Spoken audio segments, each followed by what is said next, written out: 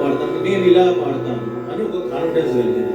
అప్పుడు తను ఛాలెంజ్ చేసుకుంటూ మళ్ళీ ఇన్నాళ్ళకు కూడా నేను పాడినట్టు ఈ తరం వాళ్ళు ఎవరు పాడలేరు అని కూడా తన నోటితో చెప్పాడు.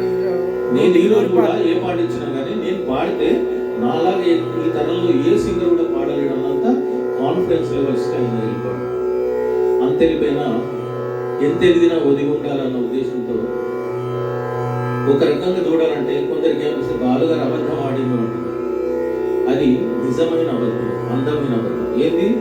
నాకు సంగీతం రాదు ఆయన చెప్పిన నమ్మలేని నిజం అది అబద్ధంలా కనబడుతుంది. నాకు సంగీతం రాదు, అందుకని క్లాసికల్ ప్రోగ్రామ్ చేయమంటే బాలమురళి గారు చేస్తలేదు. మరి సంగీతం రాదు ఎన్ని పాటలు పాడడం సాధ్యం అంటే సాధ్యం కాదు. మనందరికీ తెలిసి ఆయన బ్రహ్మాండమైన సంగీతం వస్తుంది. అంత వచ్చినైనా రాదు అని ఎందుకు అన్నాడు అని అంటే ఆయన ఈ లెవెల్ వరకు నేర్చుకోవాలని ఒక టాలెంట్ రావాలని అనుకున్నాడు. అందులో కొంత మాత్రమే నేర్చుకున్నాడు. అంటే సినిమా ఇండస్ట్రీలో పాటలు పాడుతూ పాడుతూ ప్రాక్టీస్ చేస్తూ వాటికి అంకితమైన క్లాసికల్ నేర్చుకునేంత టైం లేదు కాబట్టి నేను నేర్చుకోలేకపోతున్నా, నాకు సంగీతం రాదని మైండ్లో ఫిక్స్ అయిపోయాడు. ఒక సంగీతం రాదు అంటేనే ఆయన ఆ లెవెల్ పాడాడు. నాకు సంగీతం వచ్చు అని ఇందాక నాలాగా ఎవరు పాడలేరు ఈ తరం వాళ్ళు అని ఆయన కాన్ఫిడెన్స్ లెవెల్ కనుక వచ్చి ఉంటే ఒక త్యాగరాజును మన కళ్ళ ముందు చూసేవాళ్ళము అని నాకు ఆలోచన 100 సార్లు మనసులో కలిగేది. అయ్యా నువ్వు ఒక మాట సంగీతం రాదంటే ఇంతవరకు మనమే వాడుతున్నావు. నా భూతు నా భవిష్యత్తు హిందీ తెలుగు ఇంగ్లీష్ ఎటువంటి భాషలు ఎవరు ఇలా పాడలేని విధంగా పాడారు. మరి నాకు సంగీతం వచ్చు అని అంటే తెలుగులో పాడేవాడు. చాలా ఆశ్చర్యం. కానీ మీరు ఈరోజు ఇక్కడ తీసుకోండి ఒక్కసారి. ఏదైనా కూడా మీరు ఇక్కడికి వచ్చేసి బాలుగారు క్లిష్టమైనటువంటి పాటలు మీరు అలవోకగా పాడి మీరు ఆయన అభిమాని, మనసులో ఉన్న అభిమాని, మీకు బాలుగారు అంటే ఎంతో ఇష్టం. మీలాగా మీ తరం మన తరం తర్వాత వచ్చే తరం వాళ్ళు కూడా ఆయన ఏమంటారంటే దిక్సూచిగా ఒక కొండ మనం ఎక్కాలంటే ఆ కొండను కష్టపడితేనే ఎక్కగలుగుతాం అనే విధంగా ఆయన బాటలు వేశాడు మనకు. మరి బాటలు మంచి బాట పూల బాటలు వేశారు. ఆ పూల బాటలు మనం నడవాలని మన తర్వాత తరమాళ్ళు కూడా ఆయన మర్చిపోకుండా ఉండడానికి ఈ చిన్న కార్యక్రమాలు నా వంతుగా చేస్తున్నాను. దానికి మీరు రావడం చాలా సంతోషకరం. ధన్యవాదాలు అన్నగారు. ఈ సందర్భంగా నాకు బాలుగారిని కొనియాడుతూ వారికి నచ్చిన వారు మెచ్చే విధంగా కొన్ని పాటలు ఆయనే పాడాడు. వారికి నచ్చిన వారు మెచ్చే విధంగా ఆయనకైనా మెచ్చుకున్నాను. నేను బాగా పాడాను. సంగీతం రాదు అని చెప్పిన మనిషి నేను బాగా పాడాను అనుకున్నాను. అంటే ఎంత కృషి చేస్తే ఆయన సాటిస్ఫై అయ్యే లెవెల్లో పాడాడు. కాబట్టి దాని వెనకాల ఎంత కృషి ఉంది అంటే ఎవరికి తెలియని విషయం ఒకటి ఏంటంటే పుహ్లెంగి గారు బాలు గారిని తయారు చేసిన దాంట్లో 75% కృషి చేశారు పుహ్లెంగి గారు.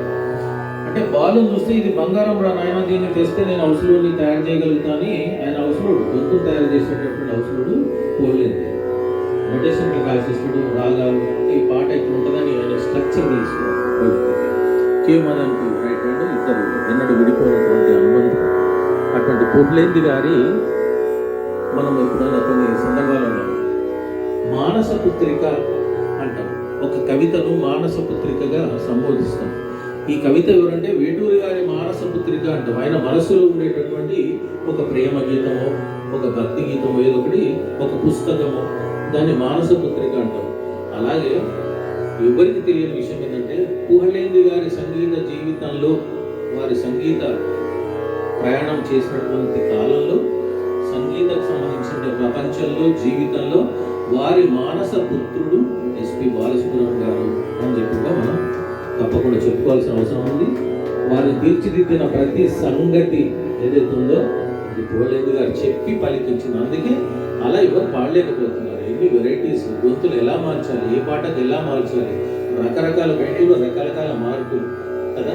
దీర్ఘం తీసి ఎలా పాడాలి, గొంతు ముక్కుతో ఎలా పాడాలి, పాటలలో ముక్కుతో కూడా బాలుగారు పాడాలి. రామకృష్ణ మొత్తం ముక్కుతో పాడాలి. మొత్తం ముక్కుతో కాదు, నీకు కొన్ని చోట్ల ముక్కుతో పాడుతున్నాను, కొన్ని చోట్ల గాత్రము గళ్ళంతో పాడుతాను, కొన్ని చోట్ల మెత్తగా పాడుతాను. ఇలా రకరకాలన్నీ నేర్పాడు. అవన్నీ పుణికి పుచ్చుకున్నాడు. పుచ్చుకొని లోకానికి గొప్ప గాయకుడిగా అజరామరమైనటువంటి గీతాలు ఎన్నో పాడి చిరస్థాయిగా ప్రపంచం ఉన్నంత వరకు ఉండేది గాలి, ఇవన్నీ మనం పంచభూతాలు అని చెప్పుకుంటాం. పంచభూతాలలో ఇంకొక 6వ భూతం తను కూడా కలుపుకుంటే బాగుంటుందని నాకు అభిప్రాయం. ఈ మాట మీరు ఈ మాట మనస్ఫూర్తిగా నిజంగా కూడా పంచభూతాలలో ఆయన లేనిది ప్రపంచంలో ఎక్కడ ఏమీ లేదు.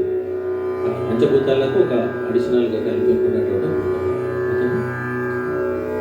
బాలుగారికి హృదయపూర్వక నమస్సుమాంజలులతో ఈ చక్కని అవకాశం ఇక్కడ నాకు కలిగినందుకు బాలుగారికి, ఈ కార్యక్రమం నిర్వహించినటువంటి భిక్షపతి గారికి, పాల్గొన్నటువంటి వీరప్రకాష్ గారికి, తదితరులందరికీ కూడా నా హృదయపూర్వక కృతజ్ఞతాంజలులు. థ్యాంక్ యూ గారు.